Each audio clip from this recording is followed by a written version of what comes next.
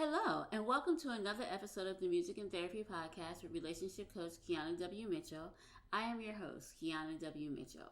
Well, I hope everyone is doing well and that you had an amazing weekend and that your day is simply awesome. This season, we are going to be doing a lot of new and fun and exciting things, which includes weekly question and answer sessions in our Facebook group, along with opportunities to be coached by yours truly as you work on improving your marriage.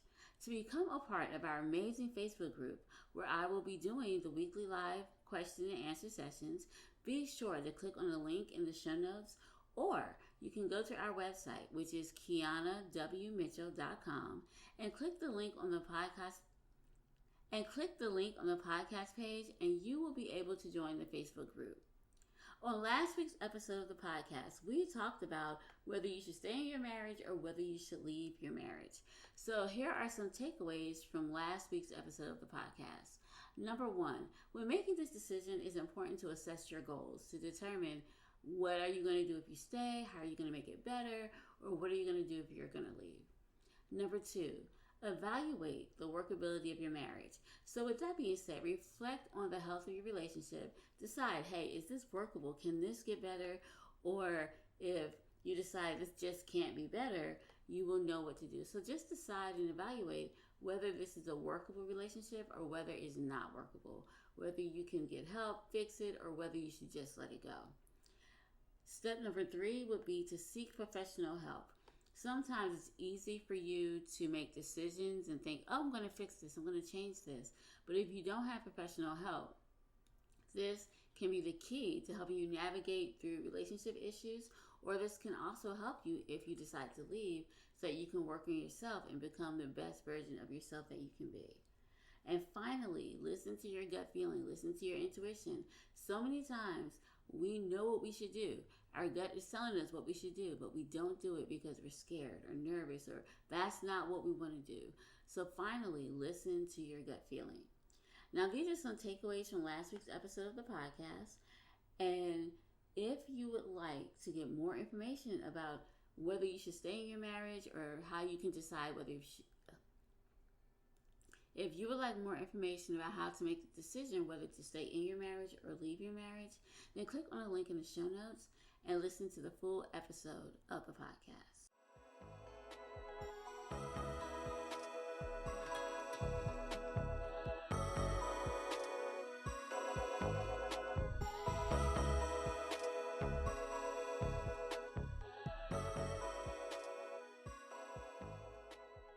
The episode of the podcast that you're about to listen to is a throwback episode that I did about how your parents' marriage actually affects the marriage or relationship that you currently have.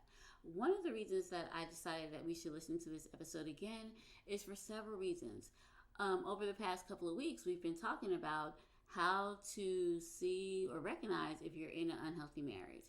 This is one of the reasons why many people do stay in unhealthy marriages, because the marriage that was modeled for them by their parents or the relationships that they saw their parents have were not healthy relationships. And that's why sometimes we look at unhealthy relationships and we think of them as being normal, and they're actually not. Another reason I picked this episode is because if you are in an unhealthy marriage, it's important for you to recognize it and make a decision whether to stay in the marriage and make it better or to leave, so that we don't pass this legacy onto our kids where they see unhealthy marriages and think that they are normal or healthy relationships. So that is why I picked the episode for this week. So enjoy the episode of the podcast. And it's amazing to see how sometimes what we saw in our childhood is actually what we're doing now. So that is why we're going to listen to this episode again. So this episode is called How Your Parents' Marriage is Affecting You. And it just talks about how some of the things that you witnessed as a child and how things that were modeled for you about relationships in your childhood is actually affecting the relationship that you currently have. So without further ado, here is that episode of the podcast. This week on the podcast, I would like to talk about the lessons that you can learn from your parents' relationship mistakes. Now, have you noticed that many of the mistakes that we have made in our lives and in our relationships are the same mistakes that our parents have made? Now, some of the things that our parents went through we find ourselves going through these same things now in our lives, or we've gone through these things in the past. Many of us did not have the privilege of growing up in a two-parent home. And even if you did grow up in a two-parent home, some of the examples of the marriages or relationships that were set for us was not the best. And based on what our parents went through as children or viewed in their lives, that is where they got their relationship examples from. So based on what they experienced, they just passed it on to us. I was watching a show the other day. It's called Unexpected, and it was talking about teen pregnancy. And it's a reality show, of course, because I love reality TV. Anyway, there was this one family that really stuck out to me because their single parent and being teen moms went back to like 3 or 4 generations. So it's like great grandmother had a kid when she was 15. Then grandmother had a kid when she was 15. The mom had a kid when she was 15. And then all her sisters had kids and they were around the same age. And then her daughter had a kid around 15. And so you can see how from generation to generation, there was a cycle that was going on. And I believe the cycle was going on not because they wanted to have kids necessarily at a young age, but because of the examples that were set before them and what they were taught and learned in their environment. Now, I know there's a huge thing in psychology about nature versus nurture. Big thing. And I remember being in psychology class and the teacher was like, or the professor would be like, so is it nature? Are we just genetically born to have these things and genetically do all these things happen to us? Or is it nurture by what we see? And for a long time, I was even a little confused and I didn't have an opinion on this because like, it can be either or. However, which is true, it can be either or. But for me, I'm leaning more toward the nurture side because it's based on some of the things that we see and what we do and what we're around all the time that help us make the decisions that we make. For example, another reality show I love to watch is My 600-Pound Life. And when you watch it, you see that the person who's going to Dr. Now to get help or weight loss surgery, that person is obese. However, if you look at the family, now this isn't always, so don't quote me on this, but the majority of the time, everybody in that family is overweight. And it's not because they have some kind of gene that makes them overweight. No, it's because throughout history or throughout their generations, they've learned to eat a certain way. So when you eat a certain way that's high in cholesterol and fats and all these kind of things, it's not passed down from generation to generation because of genetics, but you get these things because of how you eat and the choices that are made and the examples that have been set before you. Same with diabetes and everything else. Now with diabetes, it is genetic, but I also believe it is how you eat. And so it's a huge thing. Some of the things that we experience in our lives now, we experience them because of the examples that were set before us. And that is the same when it comes to relationships. When it comes to relationships, we mimic what our parents and our grandparents and the examples that we saw around us, we mimic these examples because this is all we know. You're young. How are you supposed to know how to deal with a relationship? So this is what we do.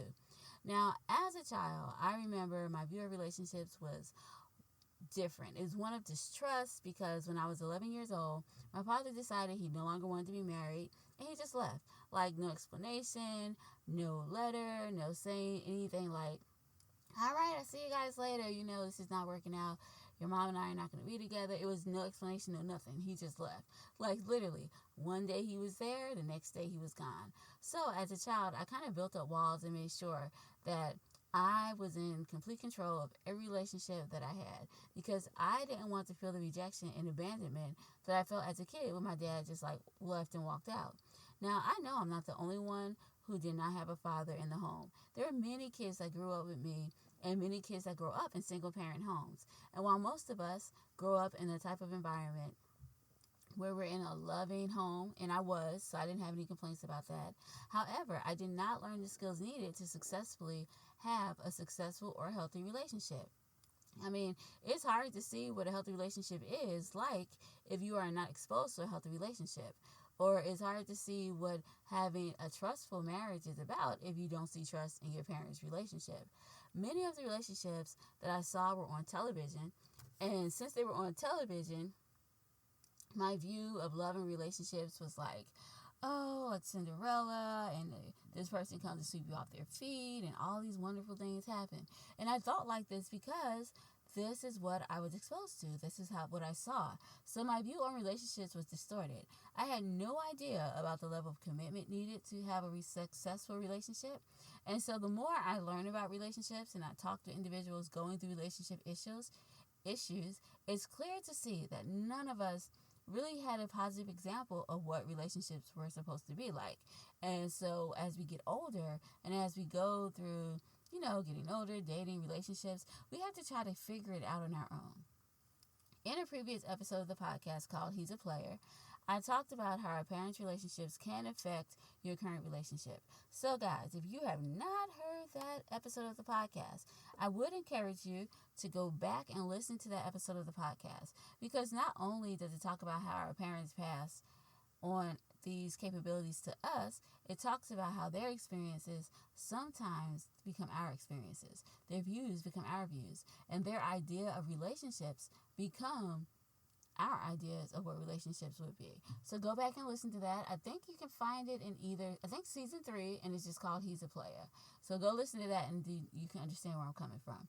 But today we are going to talk about some of the positive things that you can learn from your parents' negative examples of relationships. And let me just throw it out there that all of the times that your parents have negative relationships is not because they just set out and say, you know what, I'm just not going to do good at relationships, if they're going by what they've been taught. So they had the same learning curve that we have. But the difference is we can change the cycle. We can do something different. Our children don't have to have the same relationships that we had. We don't have to be negative examples of what relationships look like to our children. We can do something different. And even if you have been like a negative role model of what relationships look like, you're not the only one. I've been a negative example. All of us have been negative examples of what relationships look like at some point in our lives and at some point in our relationships. So it's not just you, it's us, it's me too. But the thing is, once you recognize what you're doing, you can stop that behavior and you can change it. So let's just talk about some of the things that your parents did in their relationships that could potentially be something that you're doing now and perpetuating a cycle in relationships. One thing your parents could have done was doubt the partner all the time. So if you were in a home where your mom didn't trust your dad or your dad didn't trust your mom, then of course it is going to go down to you. It's hard to watch parents go through a divorce or a rocky time, especially if you're extremely young when it happens. But I'm going to go even a step further and say it's difficult even if you're older, because you understand what is happening. As a kid, you might be confused. As you get older and you have an understanding, it kind of like shapes your worldview and it kind of makes you jaded to the whole relationship thing. So this is difficult. Now, although most studies show that divorce doesn't eternally mess children up any more than those parents who remain married, and it also can create anxiety issues, because the people who remain married, their kids did not have to go through, different things like wondering where's money going to come from, because sometimes when people get divorced, the money goes to half of what it used to be. Now, I'm not saying stay in a terrible marriage where you are being degraded, abused, hurt, or mentally and physically abused just because you don't want your child to have anxiety and deal with these things. Kids are resilient. They will get through this. But I would advise you, if you do decide to leave your marriage or something like that, let your child see a counselor so they can talk through and work through these things and understand how to deal with these issues and realize it's not their fault. You need to go talk to someone, because you also need to work through some issues so you can be successful the next time around. But however, what I am saying is that sometimes this can cause kids to see that their parents don't trust each other, and when they go into relationships, they'll start to doubt their partner, because they'll be like, well, I can't trust them based on what happened to my mom or based on what happened to my dad. And here's another thing that we don't realize sometimes. We project what we went through and our experiences onto our kids. And I know we're doing it because we don't want them to be hurt or anything, but some of the things that we project onto them is not things that they may experience in their lives. It may not be. All of us have different experiences. So we can't assume that the experience we had is the experience that they will have. It's good to talk to your kids about relationships and things, but do not project the negative experiences that you've had onto your children. If you see your kids going down a path similar to yours, you can talk to them about, well, I tried that, it didn't work for me, this is what happened. But don't project the negativity that you've experienced onto your kids, because that can also perpetuate the cycle of failed relationships or unstable relationships. Another thing that parents did, I know some parents have done, I don't know if my mom did that or my dad did that, but sometimes parents have a problem and we talk to everybody else but our partner. So if your child grows up seeing you talking to everybody else about your problems but your partner, they're going to think that, okay, so if I'm mad at this person, I can go talk to this person about my issue. And you might even see that in how you communicate things with your children. Now, no one's perfect, but communication styles are one of the first things that we pick up on as kids and teenagers. So if your parents weren't good at coming together and hashing things out with each other, or if you don't see any of the bonding, you might not be able to pick up on how important talking really is. So if your parents were great at explaining things about each other to anyone who would listen, you might find yourself talking about your relationship to friends instead of going right to the source where you need to go and talk to that person, which is the best thing to do. And sometimes those things happen. Now, I know that sounds silly sometimes, but if your parents weren't good at talking to each other or disagreeing with each other and hashing out problems and getting to the root of things, then it's going to be difficult for you when you get into your relationship to be able to talk about your relationship needs and what you need to do. Now, some of you have seen your parents withhold information, and just like gossiping about your partner's bad habits can be a sign of bad communication, so is hiding things from your partner. Now, you know the old saying, I've heard people say, don't tell mom, don't tell dad, that kind of thing. You have to get out of the habit of hiding things from your partner, because your kids know that you're hiding things. So when you tell your daughter, hey, don't tell your dad because you might get in trouble for this, what you are telling her is it's okay to withhold information. So when she gets older and get into a relationship, she'll be like, oh, I don't have to tell my husband I bought this because, what he doesn't know won't hurt him. That kind of thing. That is something that can destroy trust. And so your children need to see you being honest and open with their dad or with their mom or with your spouse or partner, so that they can realize this is what I need to do. That could be the standard. They'll know, oh, we need to be honest and open with my partner. So when they get up, they'll know how to do that. Another thing that I've seen some parents do in their relationships is they didn't know how to deal with sex. Now, no one wants to think about their parents in the bedroom, but you do need to pick up some cues about appropriate levels of public displays of affection and other kinds of affection from watching your parents growing up. So if your parents never stole a kiss when they left for work, or they never saw you touch each other, you might also be awkward when it comes to showing your affection to your partner. Sex positively comes out in many ways. So the message you get from your parents and from their union shows you how you are going to deal with sex growing up. Now, some parents freeze up and get super weird when it comes to sex. They want to pretend it never happened, and they don't want to talk to you about it or anything like that, which is crazy because we all know we got here because somebody had to have sex. It's just ridiculous. But some people don't want to talk about that. And so if your parents don't have a healthy relationship and don't talk about sex and don't feel comfortable talking about sex to you, then you're not going to know what sex is about. And so that's why it's important. If you grew up in a home where no one talks about sex and it's like the birds and the bees and no one went into detail about what happened and talked to you for real, then you're going to have a hard time communicating that to your children and showing that to your spouse in a way that's appropriate, and your kids won't get a chance to see that healthy interaction. It's okay if your kids see you kiss. It's okay if they see you hug and be affectionate, because then they'll know that this is okay, and they'll understand what appropriate levels of public display of affection is. Now, on the other hand, it can also help because they'll know what's not normal. So if they see someone and someone's trying to do things to them that they know is not appropriate, they'll know. Sex is so important for you to talk about with your children. The more they know at a young age, the better it is for them. And it protects them. And I know I'm getting off topic here a little bit, but I just think it's important to say that when kids are younger, it's important for parents to let them know, okay, no one should touch you in this area, but you need to tell them what that area is so that they will know where it is they're not supposed to be touched. And that can save them from getting molested as children when you talk to them about sex, appropriate touches, give them the real name of things. Don't just say, no, don't let anyone touch you on your no-no part. Like, if they have to talk to the police about it, where are they going to say my no-no part?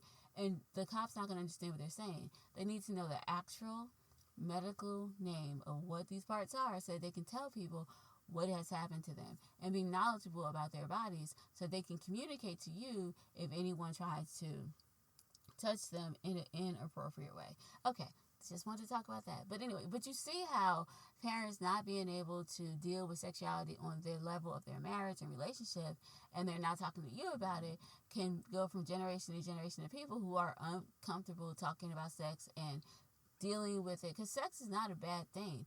It really isn't. But you need to talk about it and be able to explain and talk to your children about it. And your kids need to see you. Now, they don't need to see you having sex. That is not appropriate. But they do need to see you hug. They do need to see you touch. They do need to see you kiss, so that they will know it's okay for these things to happen. And they'll understand that affection is good. Because when they go into their relationships, affection is important for them to have. Another thing that some parents are is that they're not great at fighting. Now, I know my parents, when I did see them fight, they were not good at it. Now, I know it sounds crazy because you're just like, fighting? What is that? Like, why would you want to let your kids see you be good at fighting? I know people think that in order to have a good relationship or a healthy one, that you should never fight. Let me just say that it's not the case. You can fight and still have a healthy relationship. Now, when I'm talking about fighting, I'm not talking about like those blowout, drag-out fights where you're beating the heck out of each other. No, nothing like that. What I'm talking about fighting is being able to disagree, being able to get your point across, communicate, because we're not going to agree all the time. And the way we fight is important. It's important to fight fair. Like, you cannot bring up in arguments is not a good thing if you start bringing up things that have happened in the past, because that does not deal with what you're dealing with now. It's just a distraction. You're making each other upset and you're not even talking about the issue. Fighting fair requires you not to project your emotions on your partner. It requires you not to go below the belt and say all kind of mean, hateful things about them. It requires you not to attack them for their opinion. Fighting fair means that you're listening to what they're saying. And if you don't agree, you can say, I don't agree with what you just said, but I understand where you're coming from. I feel this way about this issue. And then be able to work through it. Or you can say something like, if it's a situation where they say something hurtful, instead of saying something like, you do this all the time, you're just a jerk, I hate you, or, something like that, you could say, well, when you said this, it made me feel like, because when you're telling the person what they did and how it made you feel, you're not attacking them. When you're saying you're just a jerk and I hate you and you always do this, you're attacking the person. And what I always tell people is that it is not the person that you're attacking that's your enemy. The person you're fighting with is not your enemy. It's the situation that is creating this problem. So together you need to work on that situation and resolve it instead of attacking each other.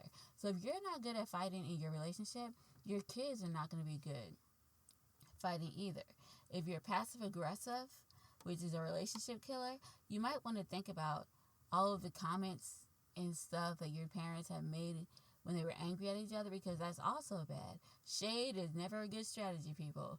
Neither is going right to getting it all over, or going to saying things like, it's over, or I'm divorcing you, or this is it for good, stuff like that.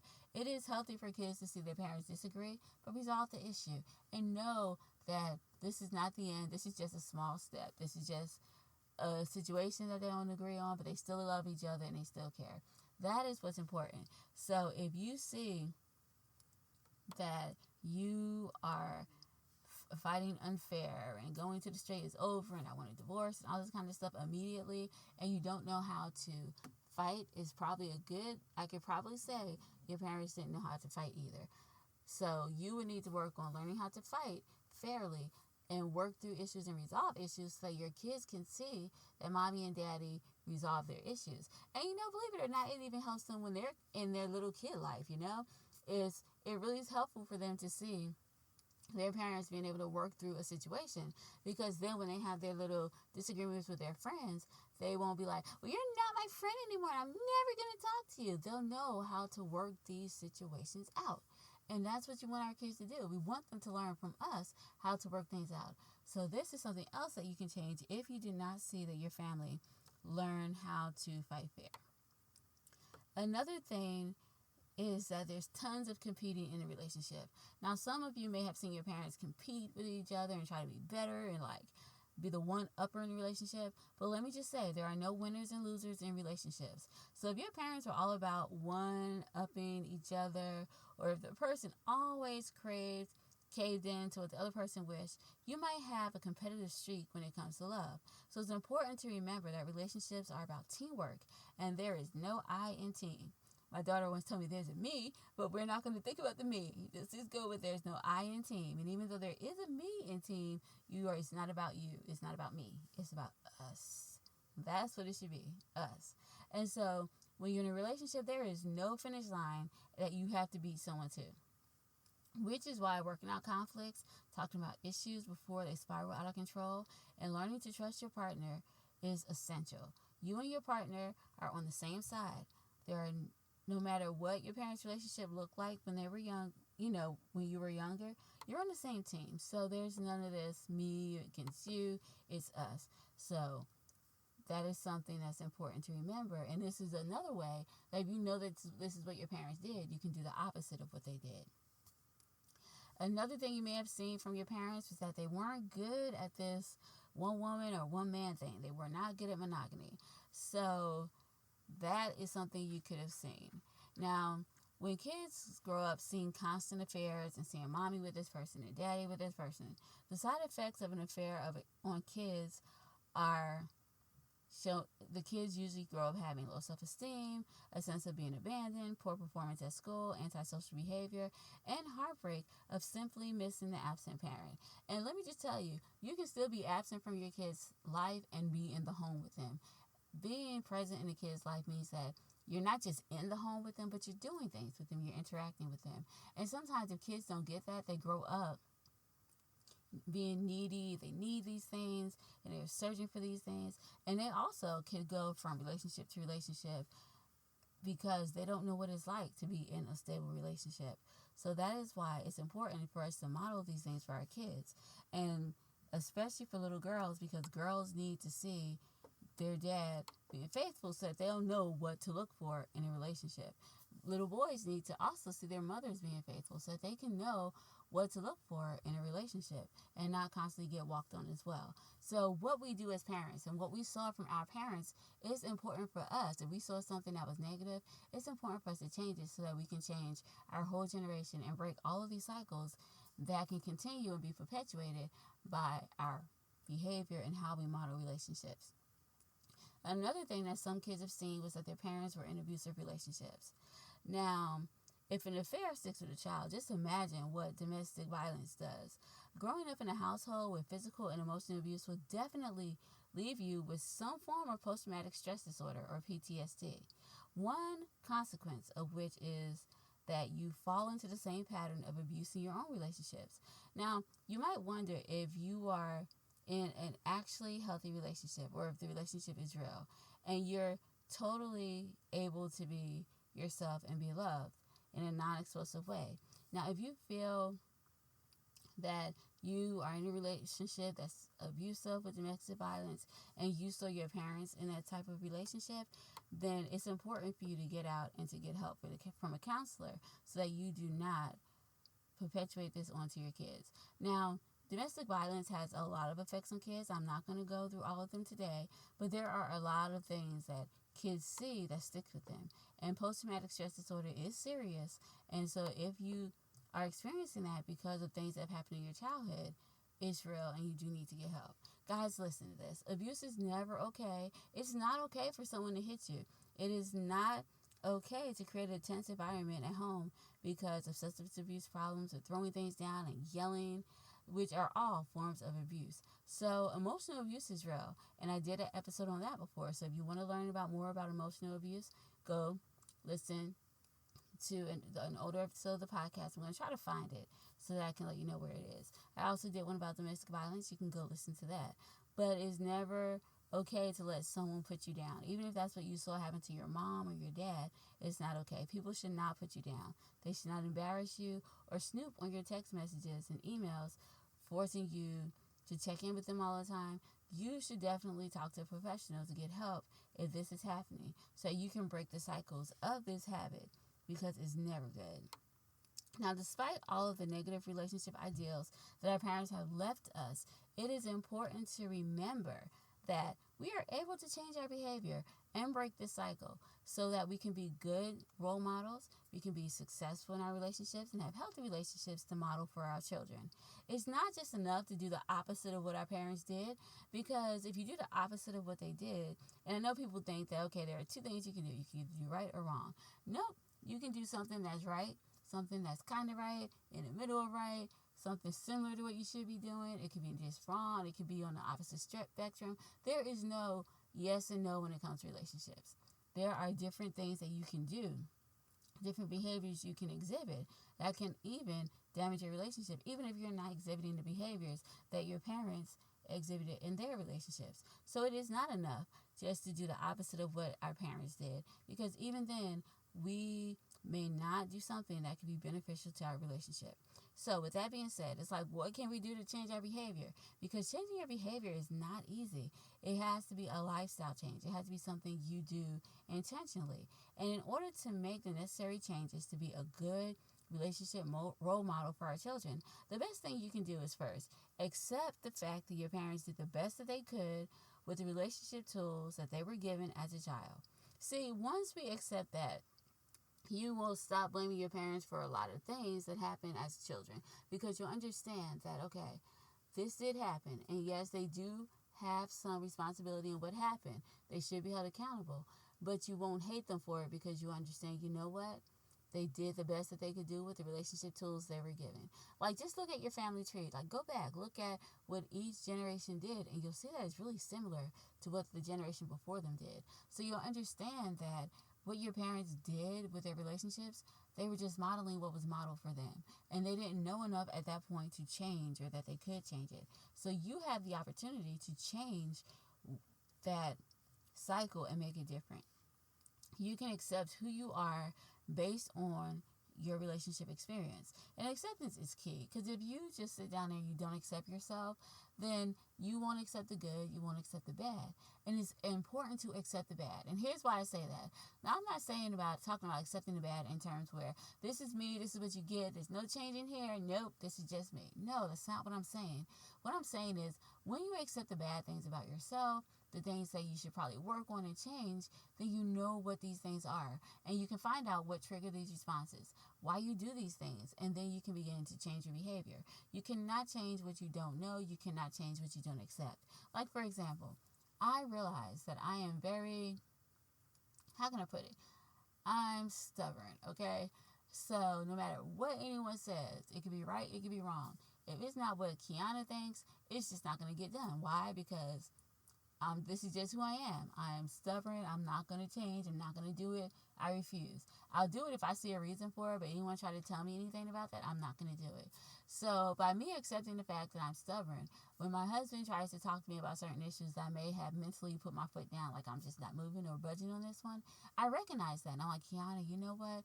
He's probably saying he's right about this, and you're just being stubborn. This is why you're not willing to accept what he's saying. So when I understand that, okay, he's not attacking me. He's just saying his opinion. He's just saying what he feels needs to happen.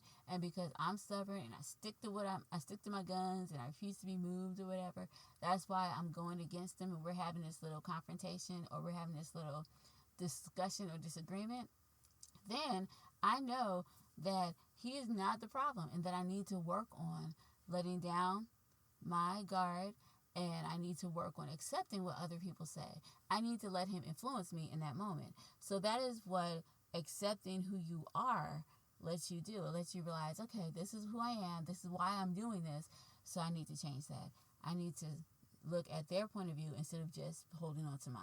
So that's what I mean when it says accept who we are based on our relationship experiences. Know yourself, to yourself be true, so that you can be like, okay, you know what? This is not them. This is me. I need to work on it. And guys, it takes a lot of guts to say, you know what? In this situation, in this argument, in this disagreement, the problem's me. Because when you recognize that you are the one who's holding the opposition and it's you who are doing certain things, then it's easy for you to work through the issues instead of be like, well, he always does this, she always says that. No, own your part in the disagreement and work through it and understand why you react the way you do in certain situations.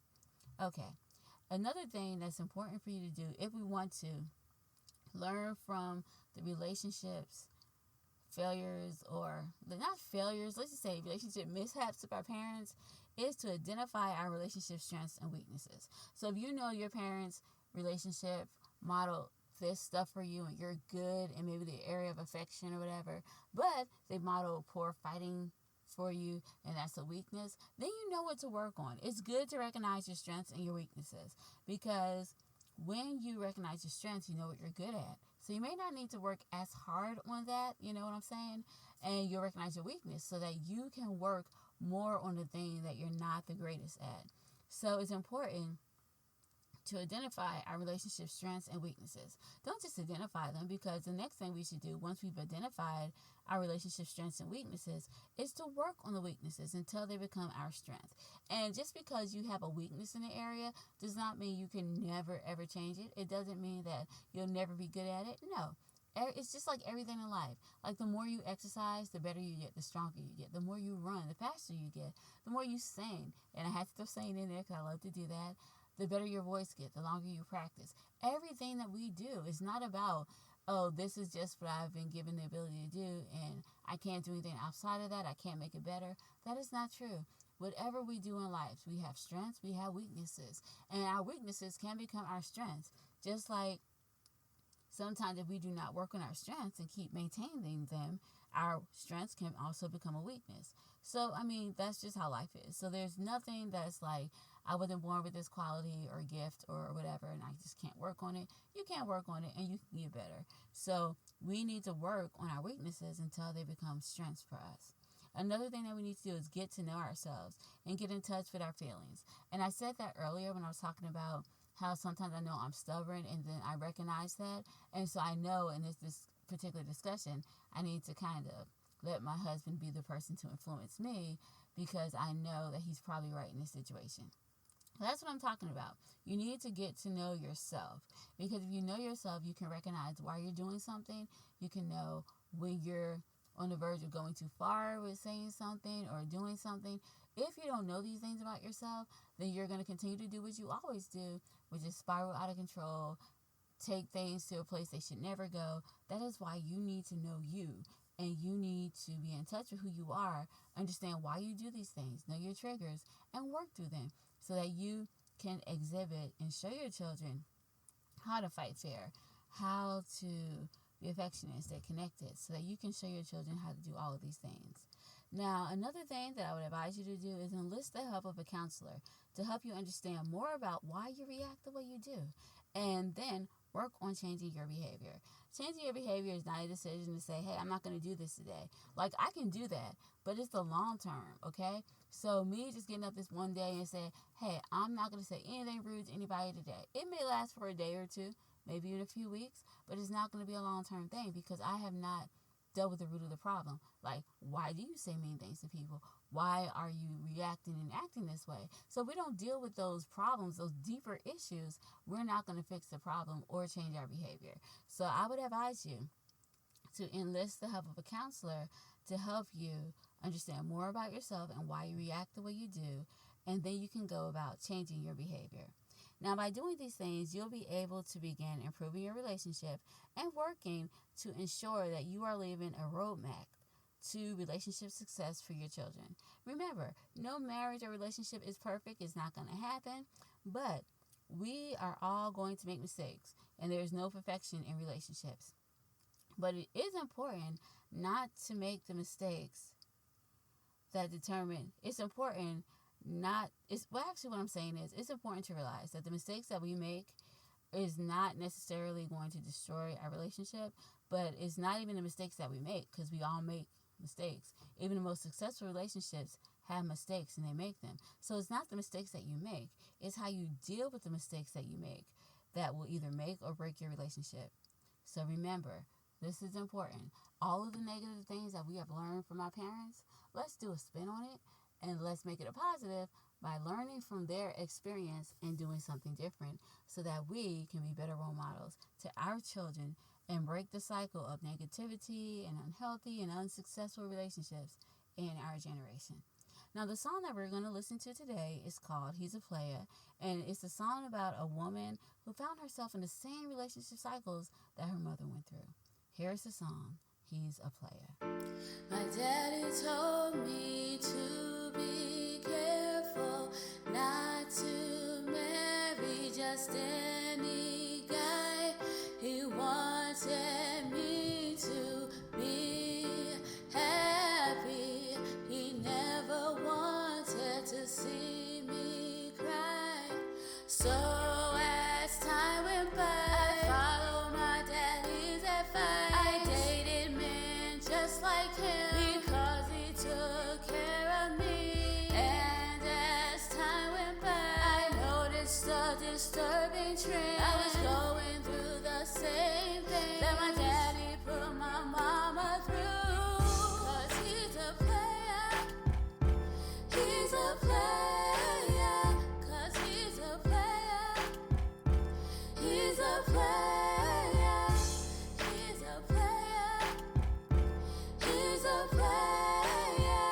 'Cause he's a player. He's a player.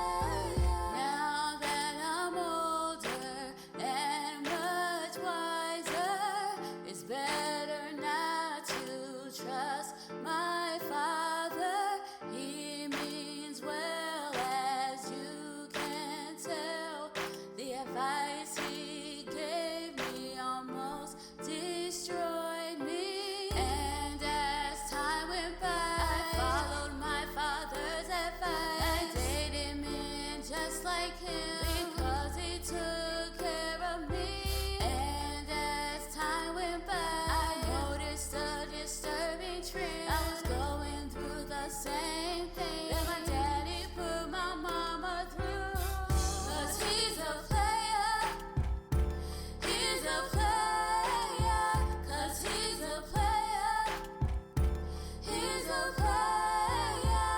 'Cause he's a player. He's a player. 'Cause he's a player. He's a player. Fathers, you owe it to your daughters to be the man you want for them. Then all the flaws you have won't seem so attractive to them. Fathers, you owe it to your daughters to be the man you want for them. Then all the flaws you have won't seem so attractive to them. 'Cause he's a player. He's a player. 'Cause he's a player. He's a player. 'Cause he's a player. He's a player. 'Cause he's a player. He's a player. 'Cause he's a player. He's a player. 'Cause he's a player. He's a player. 'Cause he's a player. He's a player. 'Cause he's a player. He's a player. Before I end the podcast, I would like to thank you so much for being here with me today. I absolutely love hanging out with you each week, and it's always a pleasure to spend time with you. If you love the podcast as much as I love spending time with you, I encourage you to share this week's episode with a friend or family member and make sure that you like and follow the podcast wherever you listen to podcasts. I will also love it if you will leave a review for the podcast so you can let me know how much you are enjoying the show. Because I am so thankful to you guys, I am going to be giving away a free gift. I understand that being married can be difficult and stressful at times. So if you are looking for a way to stop arguing and resolve issues in your marriage, then click the link below in the show notes to download your free PDF about how to solve problems in your marriage. If you would like to contact me, feel free to contact me on social media by clicking the links in the show notes, and I promise you that I will respond to your message. Well, I think that's all for now. So until next week, have an amazing day and a wonderful weekend. Bye-bye.